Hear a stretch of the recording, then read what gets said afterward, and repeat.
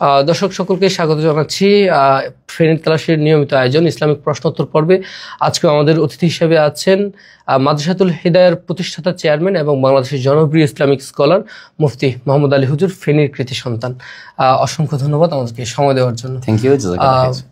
আমরা প্রতিবারের মতোই আমাদের যে সকল প্রশ্নগুলো এসেছে আমরা সেসব প্রশ্নগুলো থেকে আরো কিছু প্রশ্নোত্তর আমরা নেওয়ার হুজুরের কাছ থেকে জানার চেষ্টা করব। এই ক্ষেত্রে আসলে ধর্ম বা ইসলাম কি বলছে সেসব বিষয়গুলো।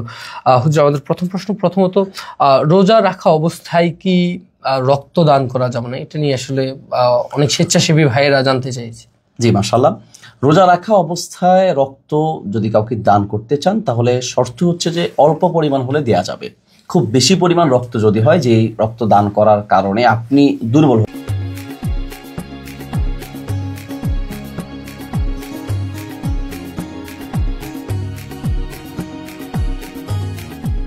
হয়ে যাবেন, অসুস্থ হয়ে যাবেন, তাহলে সেই দিনের রোজাটা ভেঙে ওই দিনের পরিবর্তে পরবর্তীতে একদিনের রোজা কাজা আদায় করবেন। তবে চেষ্টা করতে হবে যে রোজা রাখা অবস্থায় রক্ত না দেয়া। কিন্তু এমন হয় যে অনেক সময় অপারেশনের রোগী, অপারেশন থিয়েটার আছে, রোজা রাখা অবস্থায় তাকে রক্ত দিতে হচ্ছে, তাহলে আপনি দিতে পারেন।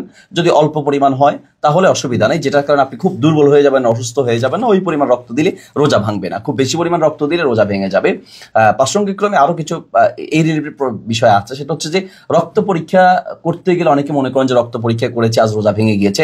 রক্ত পরীক্ষার কারণে রোজা ভাঙে না, রক্ত ব্লাড টেস্টের কারণে রোজা ভাঙে না, করোনার যে টেস্ট করা হয় অনেক সময়, এখন যদিও নাই, এইরকম কোনো টেস্টের জন্য রোজা ভাঙে না।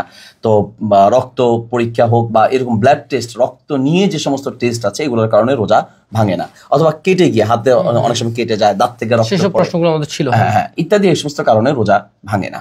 আমরা আসলে অনেক ক্ষেত্রেই জানতাম যে হাত বা কেটে গেলে প্রচুর রক্তক্ষরণ হলে তাহলে রোজা ভেঙে যায়। প্রচুর পরিমাণ রক্তক্ষরণ হয় বা বমি আসলে, হ্যাঁ, যদি রক্ত খুব বেশি পরিমাণ বের হয় যেটার কারণে আপনি অসুস্থ হয়ে যাবেন, শরীর দুর্বল হয়ে যাবেন, নিস্তেজ হয়ে যায়, তাহলে ওই দিনের রোজাটা ভেঙে যাবে, বা ওই দিনের রোজাটা ভেঙে আপনি পরবর্তীতে একদিন কাজ আদায় করবেন।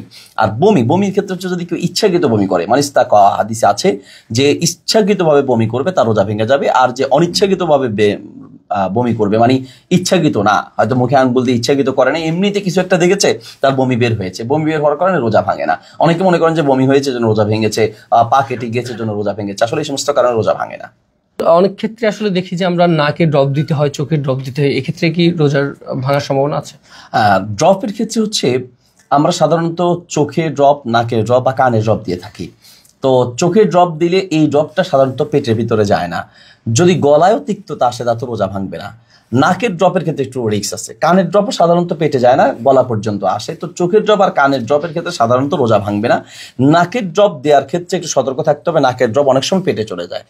তো যদি নাকের ড্রপটা পেটে না যায়, শুধু গলা পর্যন্ত যায়, তাহলে রোজা ভাঙবে না। এক কথা বলতে গেলে নাক, চোখ, কান, এই তিন জায়গায় যেখানে আপনি ড্রপ দেন সেটা যদি গলা পর্যন্ত যায় তাহলে রোজা ভাঙবে না। কিন্তু পেটে যদি পাকস্থলীতে যায় তাহলে রোজা ভেঙে যাবে, রোজাটা কাজা আদায় করতে হবে।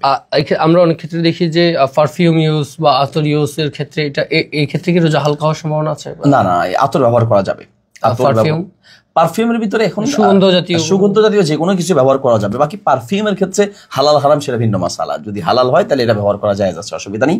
কিন্তু আতরের ক্ষেত্রে তেমন একটা সমস্যা হয় না। কিন্তু এমন কিছু পারফিউম আছে যেটার মানে ঘ্রাণটাই হচ্ছে নেওয়া উদ্দেশ্য। অনেক ক্ষেত্রে হয় যে যেটা আপনার পেটে বমি সৃষ্টি করতে পারে, দুর্গন্ধ যদি হয়, বা খুব বেশি পরিমাণ পারফিউম যদি হয় যেটা অন্যের জন্য ক্ষতির কারণ হবে, সেটা শোনার পরে সবাই কিন্তু পারফিউম সহ্য করতে পারে না। এরকম খুব বেশি যদি না হয়, নর্মাল হয়, অসুবিধা নেই, ব্যবহার করা যাবে। আর খুব বেশি পরিমাণ হলে আপনার রোজার কোনো ক্ষতি হবে না, কিন্তু আরেকজনের রোজার ক্ষতি হতে পারে। অসংখ্য ধন্যবাদ হুজুর আমাদেরকে সময় দেওয়ার জন্য। দর্শক, আমরা আবার যুক্ত হব হুজুরের সঙ্গে। আপনার যে সকল বিষয়গুলো নিয়ে যদি কোনো প্রশ্ন থেকে থাকে মুফতি মোহাম্মদ আলী হুজুরের কাছে, তাহলে সেটি মন্তব্যের ঘরে জানাতে পারেন। আমরা অবশ্যই সেসব মন্তব্যগুলো হুজুরের কাছ থেকে জানতে চাইবো, তুলে ধরার চেষ্টা করব। ধন্যবাদ সবাইকে, সঙ্গে থাকুন ফেনী তালাশ।